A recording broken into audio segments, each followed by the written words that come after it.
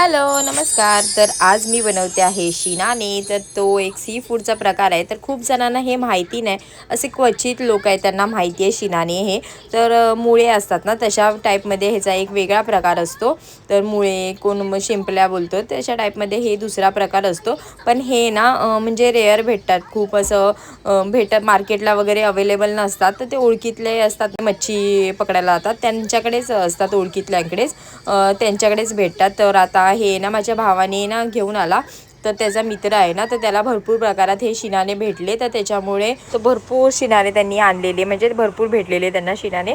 तर माझा भाऊ जाऊन आहे ना घेऊन आला। तर काल तो खरं तर ते शिनाने घेऊन आलेला, आणि काल वेज डे असल्यामुळे म्हणजे काल गुरुवार होता, तर ते आणले मी आणि तसेच फ्रीजरमध्ये ठेवलेले। आणि आता ते काढले आणि आता पाण्यामध्ये ना साधे करत ठेवून देते, म्हणजे थोडा वेळ वितळायला बर्फ ठेवते आणि छान असं आता त्याची रेसिपी करणार आहे। तर सर्व शिनाने मी फ्राय करणार आहे।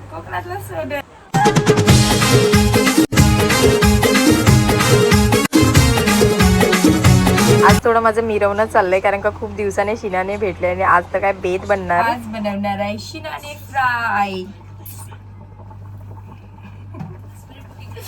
कसलेही सोन्यासारखे दिसतायत, हे भेटत नाही, रेअर भेटतात खूप।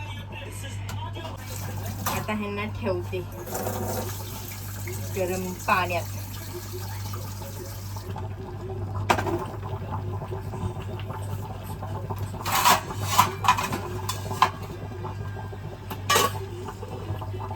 तर आता हे ना बॉईल होण्यासाठी ठेवून दिले, ते मी तुम्हाला प्रोसिजर दाखवेलच। तर आता हे थोडं आहे ना बऱ्यापैकी बॉईल झालेलं आहे, आणि ह्या शिनाण्यांची ना तोंड बऱ्यापैकी ना ओपन झालेले, म्हणजे मास्टा काढायला आता रेडी आहेत। आता मी तुम्हाला ते दाखवते। हे पूर्ण मास्टात ना ह्यांचे शिनाण्याचे आपला दाखवलंच नाही, तर या शिनाण्याचं पूर्ण शिनाण्याचं पूर्ण मालवणीच येते, शिनाण्याचं पूर्ण मास्टा आहे ना ते आता काढून घेते आणि मग आता फ्राय करते। कालवण नाही बनवणार आहे, कालवण काय आपलं मालवणी वाटप मध्ये बनवतात, आता मी हे फ्राय करणार आहे। तर कालवण करायचं असेल तरी अशीच स्टेप करावी लागते। हे झाल्याच्या नंतर मग कालवण करायचं। वाटप असतं ना मालवणी वाटप, त्याची पण रेसिपी मी टाकेलच। मालवणी वाटप जे असतं तर त्याच्यामध्ये म्हणजे तेलामध्ये चांगलं मसाले परतून आहे ना, गरम मसाला, मालवणी मसाला हे चांगलं परतायचं, हळद आणि तिखट आपल्याला पाहिजे तेवढं, आणि त्याच्यामध्ये मालवणी मसाला टाकून तो त्याला पण तेल सुटेपर्यंत परतून मग हे बॉईल केलेले शिनाने त्याच्यात टाकायचे, 2 कोकमा टाकायची। जर तुमच्याकडे कोकम नसेल तर चिंच टाकू शकतात। तसंच शक्यतो शिनाने खाणाऱ्या माणसांकडे कोकम असतं। जर तुम्हाला कधी अदर पर्सनला भेटले शिनाने, तर मग तुम्ही चिंच टाकू शकतात आंबटपणासाठी। आणि आताच मला आवंडे मी घोटायला लागले आता मी आता कधी फ्राय करते आणि जेवते असं झालंय मला, कारण का खरंच खूप टायमाने वर्षाने भेटले हे शिनाने, सहजासहज भेटत नाही।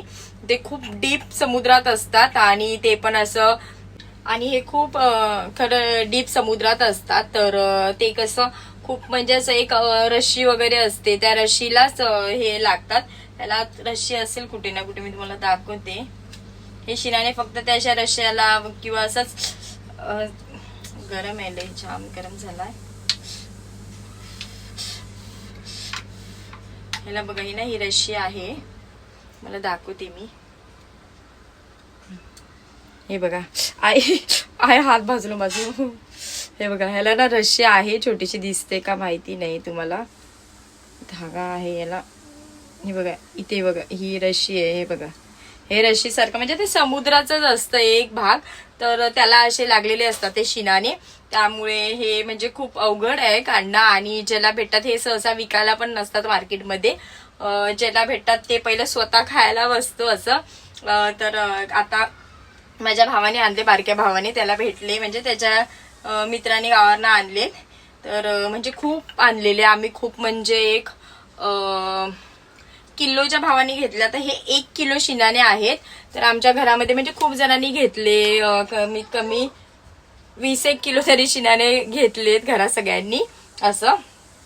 आणि मी 1च किलो घेतले, कारण का मला आता 2 दिवसांनी गावाला जायचंय, त्याच्यामुळे मग मी 1 किलो घेतले। आता फ्रीजमध्ये जास्त टाइम राहणार नाही ते, का मी जास्त खूप टायमासाठी गावाला चालली, म्हणजे भरपूर दिवस जाणार आहे गावाला आणि त्याच्यामुळे मग मी 1 किलो घेतले. बघू परत आले तर परत घेईन. मज्जा येते आता. चला तर रेसिपी करायला स्टार्ट करू.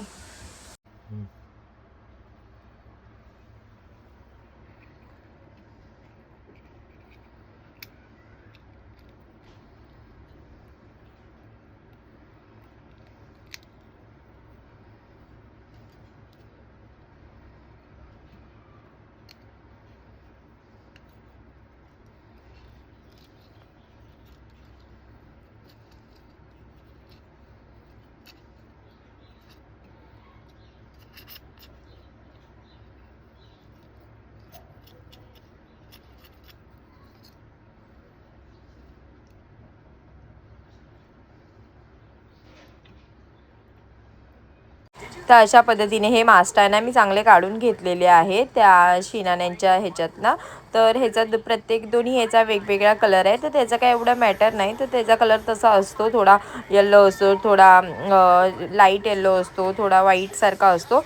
तर अशा पद्धतीने मी सर्व साफ करून घेतल्याने एका बाजूला ह्याचा ढिगारा लागलेला आहे. असं गावाला खूप लागलेलं असतं आणि ते आता मुंबईत माझ्या किचनवर लावलेलं आहे ह्याचा ढिगारा. आणि भांड्यामध्ये हे शिनाने घेतलेत करून आणि आता ते फ्राय करायला घेते. तर हे शिनाण्यांना मी आगूळ आणि थोडा मसाला मीठ लावून घेतलेलं आहे चांगलं असं. कारण का मीठ आधी टाकायचं नाही जास्त, ऑलरेडी त्याला मीठ असतं.